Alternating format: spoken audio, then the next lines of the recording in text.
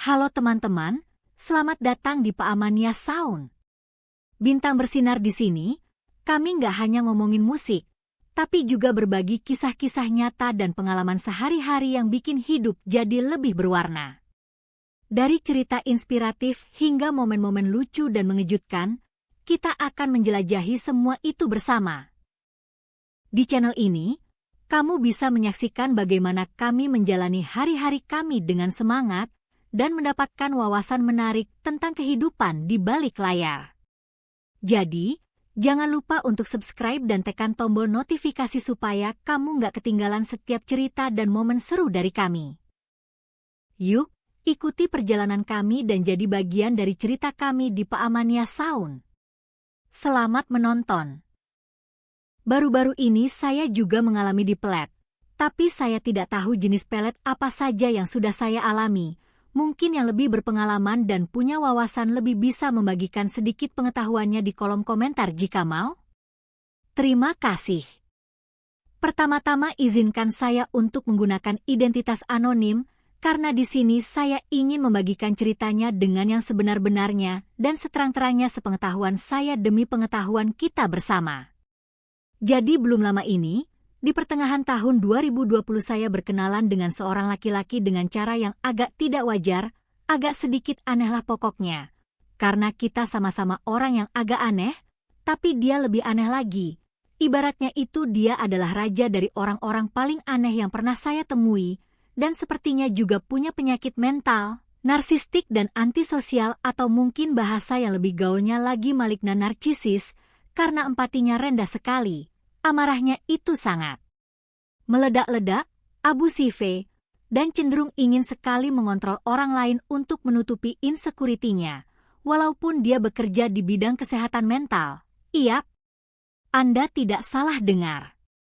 Ia bekerja di bidang kesehatan mental, ironis sekali. Dia yang seharusnya menyembuhkan mental seseorang malah menderita penyakit mental juga. Saya pun awalnya tidak percaya dia memiliki penyakit mental karena dia pandai sekali membungkus dirinya agar bisa terlihat baik dan menawan di depan orang lain sampai kemudian saya melihat aslinya orang ini. Wah, luar biasa sekali ciptaan Tuhan satu ini. Sementara itu saya orang yang biasa-biasa saja tidak memiliki penyakit mental apapun, hanya seorang perempuan yang agak penyendiri. Mungkin ini yang menyebabkan saya menjadi sasaran empuknya untuk dijadikan korban. Awalnya semuanya kelihatan oke-oke saja, saya pun tidak menaruh curiga apa-apa. Yang membuat kami bisa cukup terhubung adalah karena dia seumuran dengan saya, lulusan psikologi, bekerja, dan mendirikan sebuah startup kesehatan mental dan kebetulan saya adalah orang yang cukup menggemari psikologi dan juga dunia kesehatan mental. Cuma, keanehan itu dimulai ketika suatu malam saya merasa seperti apa ya sebutannya? Diperkosa secara mistis? Atau bagaimana? Saya tidak paham. Intinya malam itu saya merasa seperti berhubungan seks dengan dia. Tapi saya juga tidak mengerti. Kalau dibilang mimpi juga, tapi terasanya seperti asli? Mimpi yang terasa asli apa bagaimana? Jadi saya bingung. Tapi saya tidak mau ambil pusing dengan itu. Mungkin hanya halusinasi saya saja? Tapi anehnya kemudian setelah kejadian itu saya jadi mulai suka memikirkannya, yang tadinya biasa-biasa pun jadi agak lebih tertarik, dan entah mengapa rasanya seperti apa yang dia katakan saya turuti saja tanpa saya sadari. Di hati kecil saya merasa ini ada yang tidak beres, tapi anehnya saya merasa nyaman-nyaman saja dengannya. Apa ya saya sendiri tidak paham kenapa bisa begitu? Saya baru menjadi agak sedikit sadar ketika saya merasa dia mulai mencoba untuk benar-benar mengontrol saya. Saat itu saya baru berkonsultasi dengan seseorang yang bisa untuk menerawang saya dan ternyata katanya badan saya ini sudah banyak kenanya oleh dia. Entahlah apa itu saya tidak bisa melihat apa-apa. Tapi anehnya saya tidak merasa baru saja seperti dijahati oleh dia. Saya hanya merasa ada yang tidak beres saja.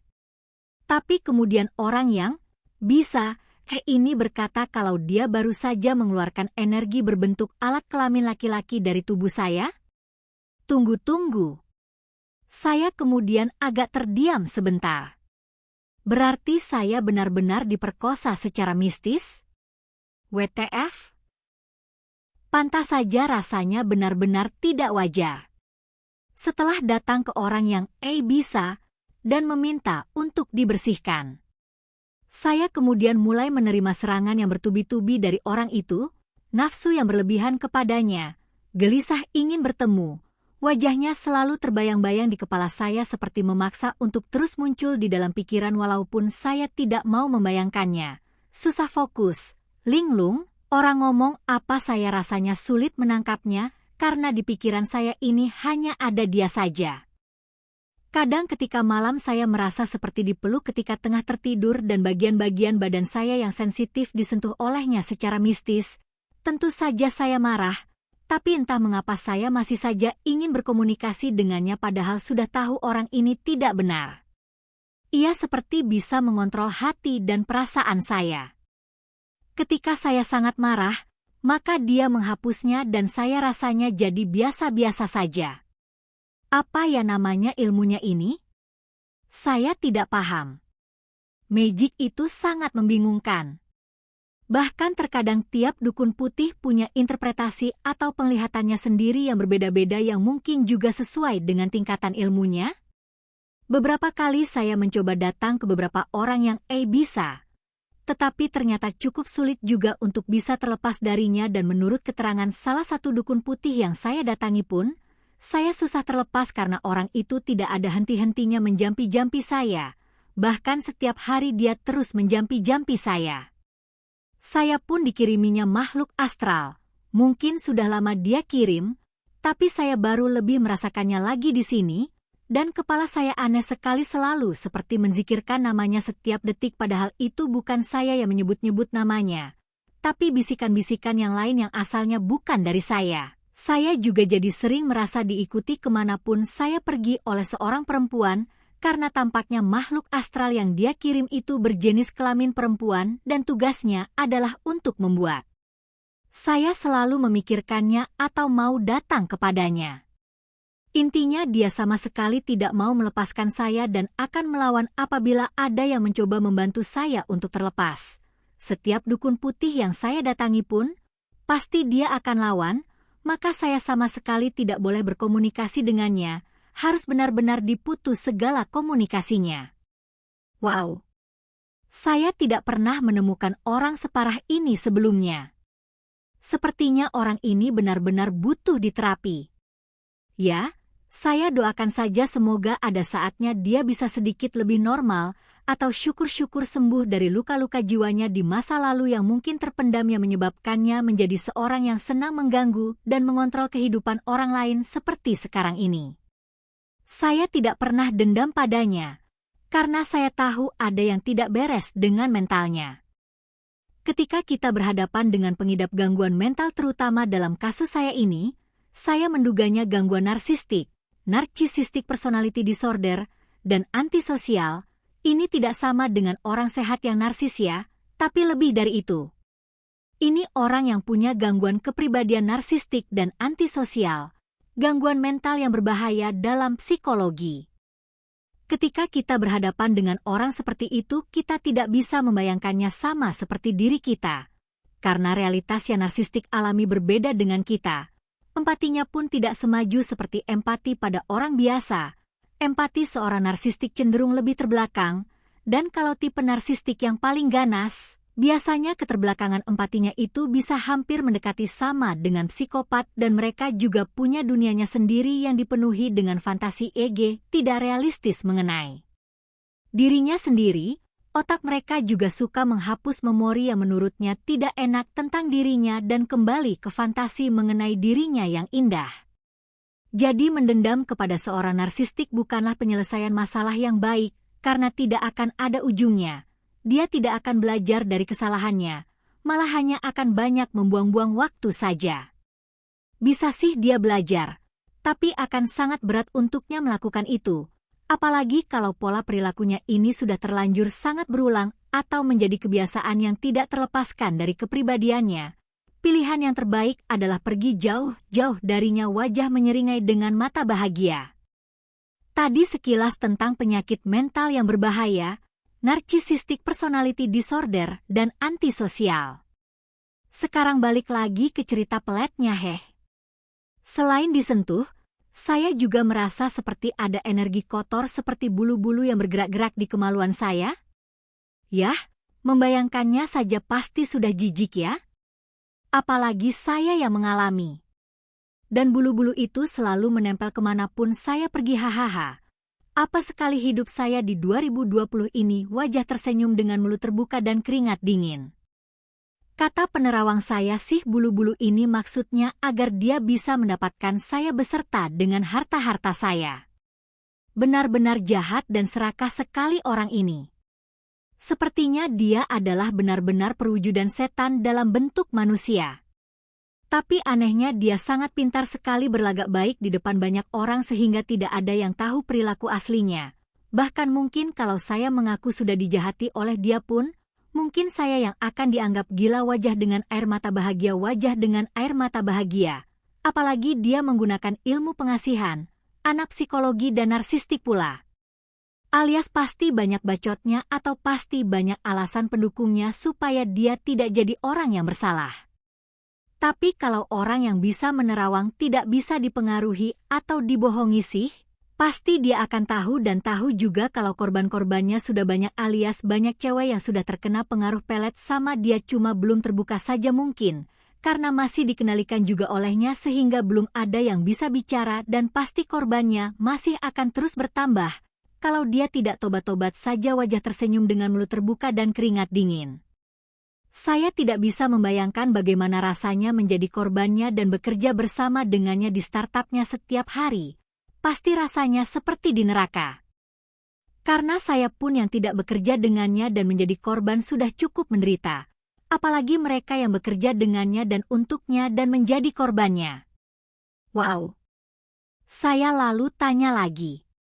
Apakah dia pernah menemukan orang-orang aneh yang sudah terkena ilmu hitam, yang kelihatannya nurut-nurut saja pada apapun yang pendiri perusahaannya itu suruh meski sudah disakiti olehnya selama ia bekerja di sana? Dia bisa mengendalikan orang lain. Apa ya namanya ini? Fodo? Yang pasti setelah itu, akun tersebut dan akun saya diretasnya, sehingga komunikasi kami terputus. Saya sebenarnya ingin memasukkan screenshot chatting saya bersama dengan si pemelet saya ini juga, supaya ceritanya jadi makin lengkap, tapi sudah keburu saya hapus chattingannya karena saya takut tidak bisa lepas dari dia. Jadi saya hapus semuanya wajah dengan air mata bahagia.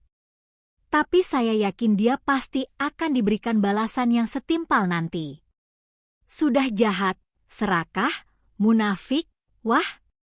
Semoga suatu saat kamu bisa sembuh dan hidup lebih normal ya.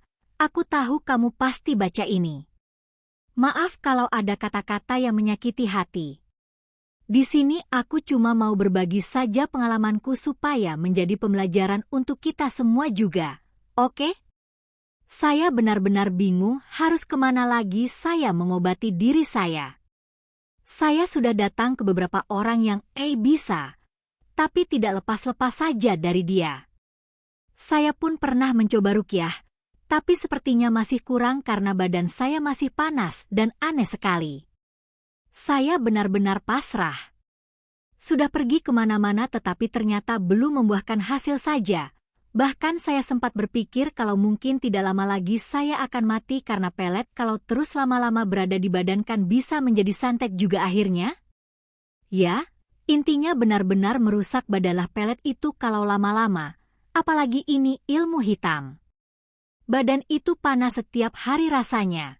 Kepala sakit dan pusing, stres, bahu berat, susah tidur, gelisah, peredaran darah tidak lancar. Ditambah lagi dengan dia menghitamkan aura saya membuat wajah saya hitam lesu kusam, karena dia marah saya tidak mau berkomunikasi lagi dengannya atau membalas pesan-pesan yang dia kirim lagi dan dia juga suka jahil menyentuh-nyentuh saya membuat saya sakit, membawa sukma saya ke dekat api, membawanya ke tempat-tempat yang aneh sehingga meskipun badan saya berada di rumah, tapi saya merasanya seperti sedang berada di tempat yang lain. Aneh? Atau di mana? Saya tidak tahu. Saya rasa dia menggunakan boneka deh, karena saya merasa tangan saya seperti pernah ditempelkan ke tembok. DLL.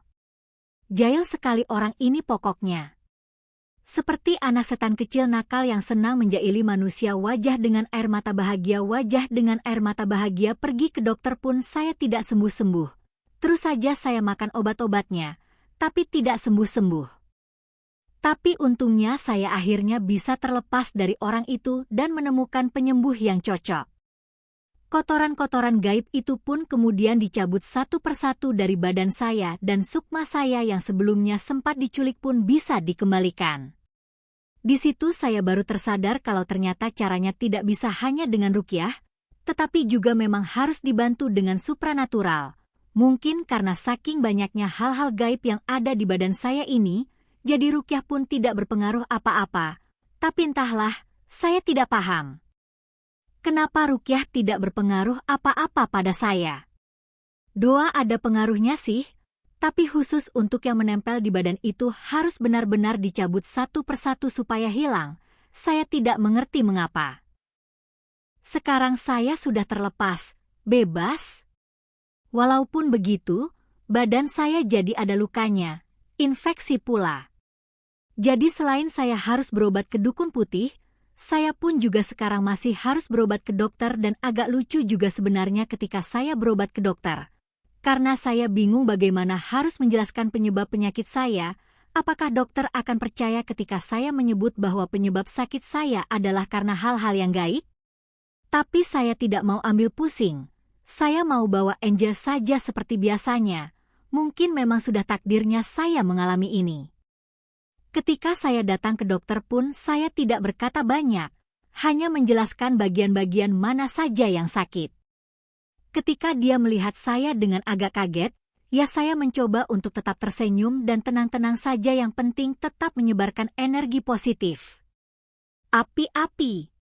Jujur awalnya saya skeptis dengan dunia supranatural dan spiritual, tetapi setelah mengalami kejadian ini sendiri, mata saya benar-benar menjadi terbuka bahwa ternyata dunia supranatural itu benar-benar ada, santet itu benar-benar ada, tidak seperti yang para skeptis itu katakan bahwa santet itu hanyalah gangguan psikologis belaka.